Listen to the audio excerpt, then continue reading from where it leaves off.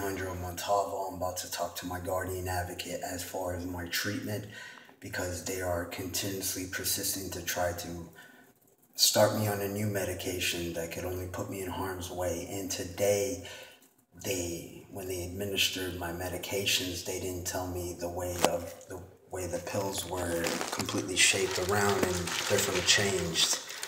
So I'm here to talk to my guardian advocate as to why my medication should not be changed.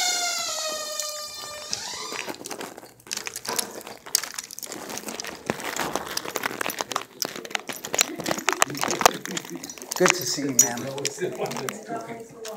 So, Miss Fishner, Yes, right? I was just trying to get some background from your father. So you're out of the state hospital for a month. Yes, ma'am. I've been out of the state hospital for a month. I've been on these medications for about 7.5 months.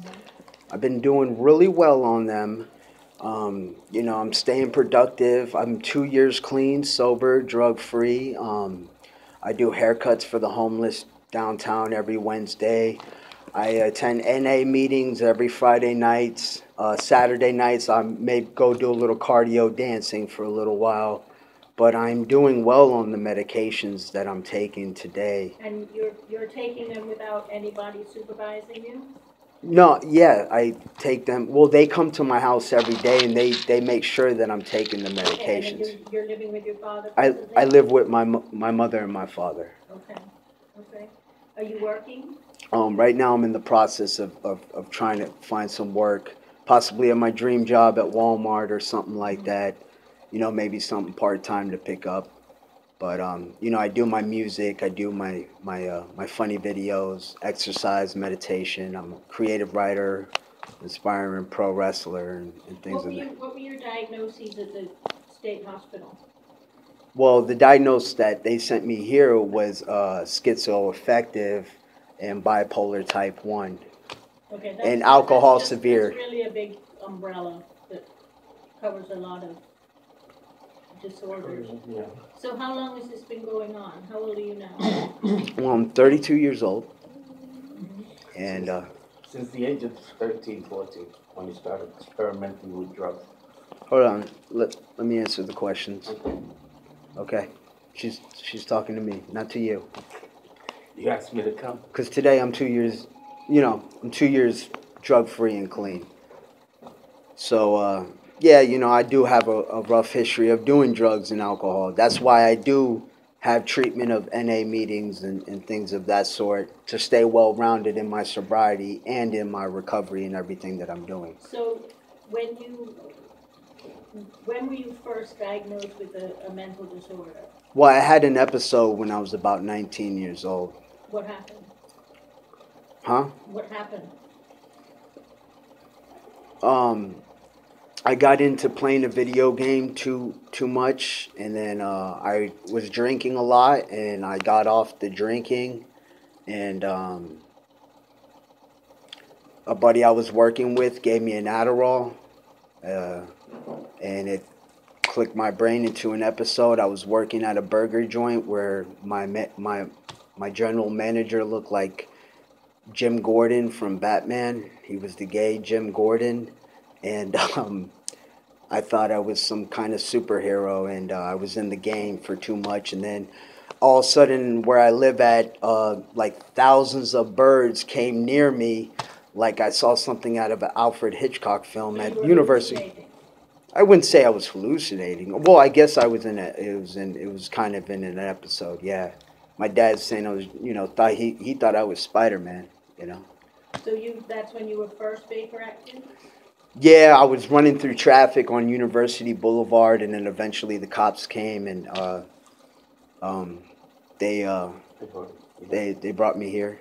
Well, they brought me to Princeton, and then they brought me here, and I had my first episode. And so you've been in and out of...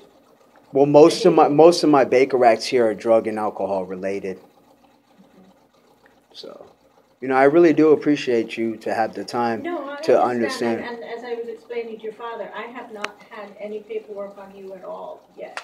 Right. So I don't know, normally I get like a little packet that gives me your history and what's going on. Right. So I'm not really, and the only reason I can think that the fact team are calling me now is because you've just come from the state hospital. Well, I've been on their program for about a month. Right when I first met the doctor, he was already trying to start me on a new medication, already not even really knowing me and just going based off of reports or whatever, not taking in consideration the treatment, the hard work that I put in state hospital in order to get released and come back out here. How long were you at the state hospital? I was there, I did 2 months here, so I did about, what, 4.5 months? 4.5 months. Yeah, because I did about six and a half, yeah. So I So did your 6. primary concern, because I know that the fact team are very supportive and Right. they because I'm a professional guardian, is what my profession is. So when people are adjudicated in the courts to be incapacitated and they don't have any family members or any support to help make decisions for them, they appoint me to make the decisions. I understand. And I did have a lady who came out of state hospital after about 3 years, and the fact team was there to help her. I understand. So I understand what they're trying to do, but Can I I'm explain? not- Can I explain? Yeah. Well, I've been on this medication for 7.5 months, 8 months, and I'm doing well at where I'm at and where I'm at in my life. I'm well rounded. I'm productive. I'm not zombie like. I'm not experiencing side effects anymore like I was when I was first taking the medications. So I cannot grasp to understand why, if I'm not a behavioral problem, I'm not getting Baker acted, I'm complying with treatment, I'm doing everything that's necessary and to be done. Why are they trying to insist on me taking new medications? do you know what medications? Yeah, they're trying to recommend that I take Abilify, and they're not taking. They said they would say instead of, but here's the problem. Today I went in there because I get my weekly. They do this weekly routine to make sure I'm taking the meds and everything like that. And they didn't even have the common courtesy to tell me how the change in the meds were administered, the way they look. I had to really take a look at my meds and be like, wow, they're not, and I could show them to you. These meds from here are different from down here, and they didn't even tell me. I had to take a look at my medications and be like, what's going on here? Because nobody over there told me. So for my mental health and my So well-being. you think they put Abilify in there? No, I didn't say that. What, so. They're giving me the Depakote in a different way of form, a different type of pill. You told me on Seroquel. You didn't ask me if I was on what medications. What I was. medications are you on? I take Depakote 750, and I take ER extended release, and I take 400 of Seroquel. Okay. So you're just saying that the Depakote looks different than when you were. Right. Well, then it's right here. I have proof to show you. Well, sometimes the medication, where they get the medications, it can be the same thing. It just comes in a different. Right. Well, it looks nobody told me that Okay. when I went in there today until I took a look at the medications, because I obviously know what I'm taking, and I look to see what I'm taking. I just don't put something in my body and inject. So what did they say? Oh, she said, oh, well, well, yeah. So she shows me the pill bottle. Oh, it was just administered change. Well, why didn't you tell me that? Because I wouldn't have known until I went to my house if I didn't look at the pills in front of her, which I always do check from week to week. But so nothing has changed as far as the dosage and the type of pill you're. Right. It's just how it would be administered. But I felt like I should have been brought on board. Yeah. Okay, if a doctor's changing the way the pill is going to look, a pharmacist should tell you. Yeah. Absolutely. Okay, you're still getting the same medication, but the way it looks. It's not It- coming in a tablet it's form. It's right. coming in a capsule. Right. It should be notified. Yeah. And It you know, should. and this is for my mental health well-being. If I start administering a new medication, yet these are working for me and I'm doing really well. I'm not zombie-like, I'm productive, I'm able to do all these great things I enjoy doing. I'm a productive member of this society. I do haircuts, I help the homeless, I help my mom and dad as much as I can. I exercise, I do the things that make me happy, but most of all, I stay drug free.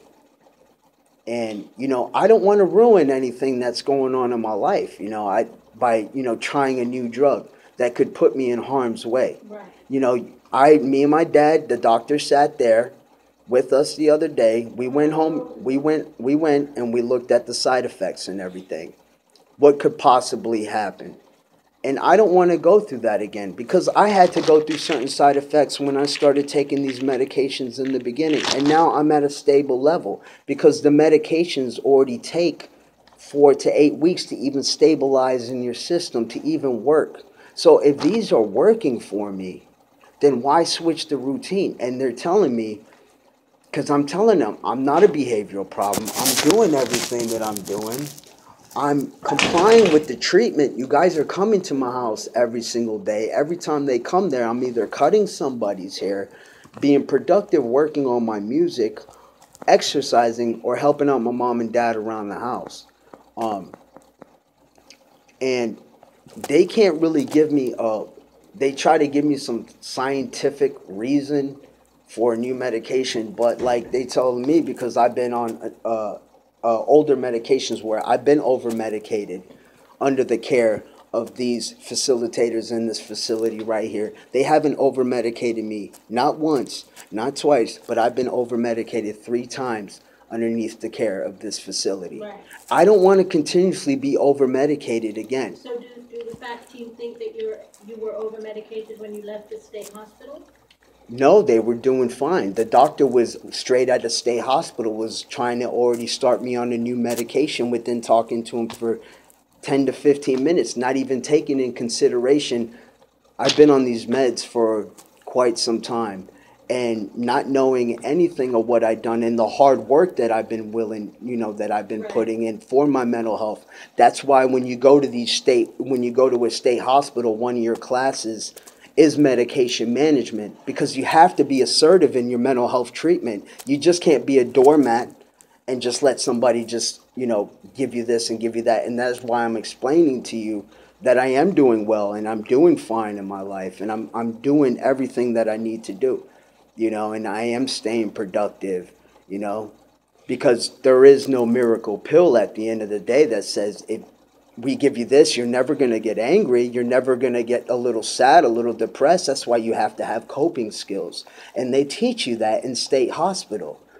So the problem is, if I'm doing fine on the medications I'm taking, then why are you guys continuously insisting on switching that around? Right. And because it could possibly put me in serious harm's way. And they're telling me, we try to recommend the new generation of drugs to all of our clients, yet some of those don't work for everybody, right? That's why there are different medications for different people, because all of our bodies do not work the same. Right. And if this medication is working for me, why do I have to stress that out to them? Why do I have to continue? It's not a matter of like we should sit here and argue all the time. It shouldn't be like that. If you guys are in the best support of my treatment and everything that I'm doing, then you should be supportive in everything that I'm doing. You guys should not be trying to push more drugs on me or possibly over-medicate me, which they've done before on these units here. And they'll do it again. Let me ask you, sir, do you agree with what he's saying? Is he doing well at home? He does well at home. Is he helping out at the house and everything that he says? Do you feel that he's doing well? Yeah, he does the dishes. He cleans the kitchen. I cut the grass, I clean the kitchen, I cut his hair. Do you feel that what he's saying, and don't get me wrong, I have to ask a third party, is truthful, logical, and as far as you're concerned, he is doing well? He's doing well. Is there anything that you would change? Well, I want him to work. Well, yes, he is trying. I had a vocational group today. And we were talking about it, and she looked at me and she's like, well, your schedule's a little bit different, you know, because they come to my house every single day, which is the AOT, and that's fine. I told them that. I don't mind if you guys are coming to my house every single day, but, you know, for me, at the end of the day, you know, I have nothing to hide, you know, because I am taking my medications and doing everything I need to do, but I need to stay productive. Hey, Mizzle. Hi, How you doing? I'm doing pretty good. Thank you. So- Have you put in an application at Walmart or anything like that? Yeah, and I've spoken to disability rights. I filed a complaint with the Orange County Sheriff's Department yesterday of how this facility has over-medicated me before. I've spoken to John Morgan. I've called up their law firm because they should not continuously get away with over-medicating me. And if I'm sitting here and I'm doing really well in my life, why should I continuously have to explain to them that I'm doing well? And I don't think a newer medication right away Right. is going to it could harm me, you know. I read all the side effects. You know, I did everything, and I've been on this medication for several months now, including in state hospital. Now, the doctor who had me sent to state hospital, she got what she wanted, right? If you look back, she wanted me to go to a state hospital, get on a stable dose of medication in a stable environment. Now they got that. Why are they trying to break something that's working for me now? Okay. You know what I mean? I know. And if I don't explain to you how I feel, then you won't understand. No, I understand completely, And I want you to please think about it as if I was your child No, and I was your son or your daughter. my attitude is if it was working for you and it's working for you now, I don't see why they want to change it. Obviously, I want to talk to them and see what their thought processes are, but my job is to advocate for you, and part of my responsibility is to take into account your wishes.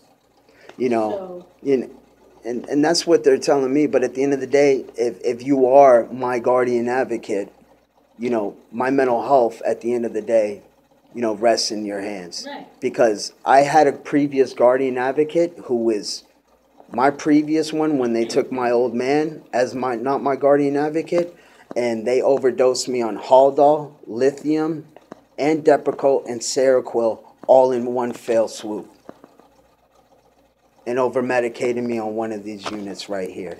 I don't want to feel like that ever again. I don't deserve that because I'm a good person. okay. All right, no, definitely I'll take your wishes into account, that's why I'm talking to your father, to make sure that, you know, he's in agreement and everybody's in agreement, and once I hear from the FACT team, I'll, you know. Because I spoke to the FACT team today, and they told me that, you know, I told them, I said, you know, if I start suffering all these side effects, you know, you're not going to be, well, that's why we're here to support you through that. Well, you're not going to be supportive through that because you're not going to be feeling them at the end of the day. At the end of the day, you have 100 other clients you have to serve. Why are you guys giving me such a hard time and I'm doing well? Because I don't deserve that. And at the end of the day, you won't be suffering through that with me. My parents will. My family will. I will at the end of the day. Everybody here, including yourself, ma'am, goes home to their family at the end of the day. This is my life. This is my mental health. This is my well-being. This is not something to just be played with.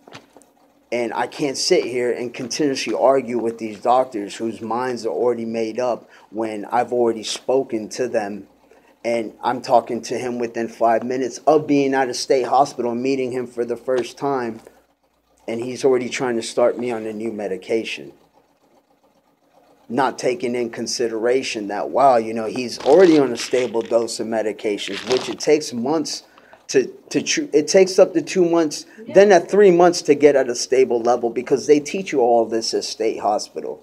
So you're well aware, you know, so you don't get over-medicated. So you can speak up for yourself and you can, you know, be logical towards, you know, these people because, you know, like they tell me they have 100 clients they have to serve. You know, at the end of the day, are they going to truly, you know, if I start experiencing all this, You know, this is only, you know, I know. I agree with you, no problem. Like I said, I've got your phone number and I'll call you after I talk to Pat. I appreciate you really meeting with me today. No problem. But, you know, just, I've notified Disability Rights of what they've done to me. I have notified Morgan and Morgan, and I've notified the Orange County Sheriff's Department of what they did to me, because they have not over-medicated me, not once, not twice, but 3 times underneath the care of this. And if they've done it before, they will, not once, not twice, they will do it again. And if I don't, And I'm a firm believer, if it ain't broke, don't fix it. that's what I heard today from the lady who was holding the group.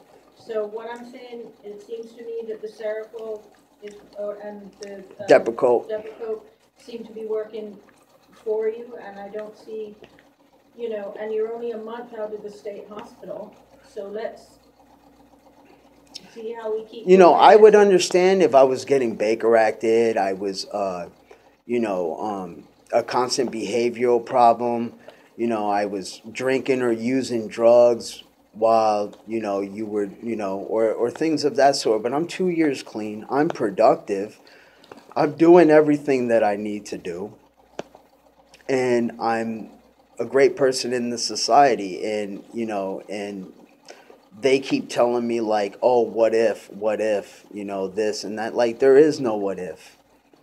You know, you have to have coping skills. That's how you deal with the stress of mental illness. You have to make sure you're well-rounded in your life and you have things that keep you busy and keep you active and productive. Because at the end of the day, they can test me on this medication and do this and do that. That's not going to help me get through the stress of life. Because that's not the way life works. If they had something like that, everybody would be on it. And All right, well, let me, as soon as I hear from them, they've sent me the